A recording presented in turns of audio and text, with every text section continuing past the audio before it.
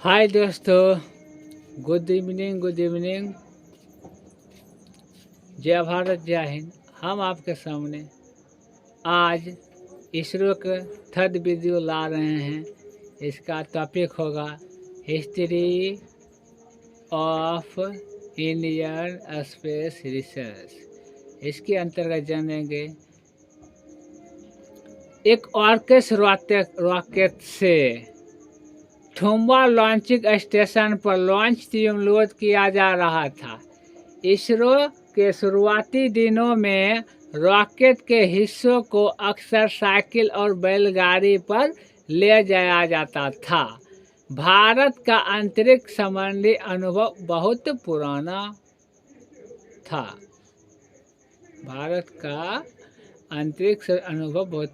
था। मेरे दोस्तों, भारत और चीन के बीच वस्तु एवं विचारों का आदान प्रदान जो हुआ करता था भाइयों, रेशम मार्ग के द्वारा हुआ करता था। किसके द्वारा भाइयों? रेशम मार्ग के द्वारा।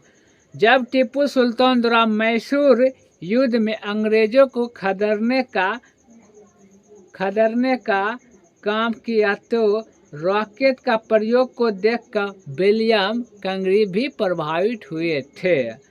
1804 ईस्वी में विलियम कंगरीब ने रॉकेट का आविष्कार किया, जो चीन का आविष्कार था और आतिशबाजी के रूप में पहली बार प्रयोग में लाया गया था। मेरे दोस्तों, इसरो के आधुनिक तोपखानों की खोज 1945 ईस्वी में की मंगल भाती सर के द्वारा किया गया था। 1947 में अंग्रेजों की बेड़ियों से मुक्त होने के बाद भारतीय वैज्ञानिक और राजनीतिक भारत की रॉकेट तकनीक के सुरक्षा क्षेत्र में उपयोग एवं अनुसंधान एवं विकास संभाव्यता की वजह से विख्यात हुए। भारत की जनसंख्या की दृष्टि से विशाल होने की वजह से 2000 के क्षेत्र में कृत्रिम उपग्रहों की प्राथमिक संभाव्यता के देखते हुए भारत में अंतरिक्ष अनुसंधान संगठन की स्थापना की गई है। भारत अंतरिक्ष अनुसंधान संगठन की स्थापना की गई है। मेरे दोस्तों, 1960 और 70 के बीच की कहानी अब आपके सामने पेश कर रहा हूँ।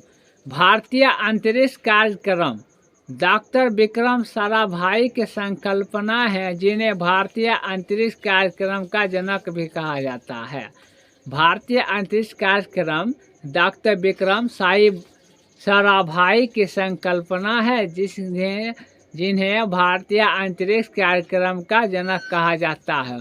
वे वैज्ञानिक कल्पना एवं राष्ट्र नायक के रूप में जाने गए। 1957 में स्पुतनिक के प्रक्षेपण के बाद उन्होंने कृत्रिम उपग्रह की उपयोगिता को भापा। भारत के प्रथम प्रधानमंत्री जवाहरलाल नेहरू, जिन्होंने भारत के भविष्य में वैज्ञानिक विकास को अहम भाग माना, 1961 में अंतरिक्ष अनुसंधान को परमाणु ऊर्जा विभाग की देखरेख में रखा गया है।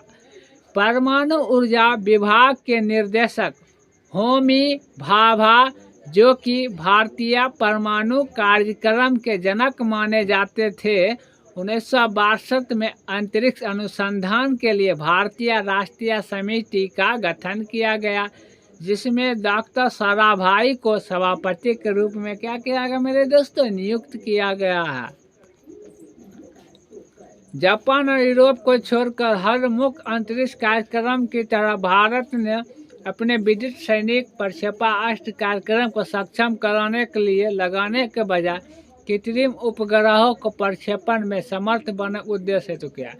1962 में भारतीय अंतरिक्ष कार्यक्रम की स्थापना के साथ ही इसने अनुसंधित रॉकेट का प्रक्षेपण शुरू कर दिया, जिसमें भूमध्य रेखा की समीपता वरदान साबित हुई। ये सभी नव स्थापित थोम्बा भूमध्य रॉकेट अनुसंधान केंद्र प्रक्षेपित किए गए, जो कि दक्षिण केरल में तिरुवनंतपुरम के समीप स्थित है। मेरे दोस्तों,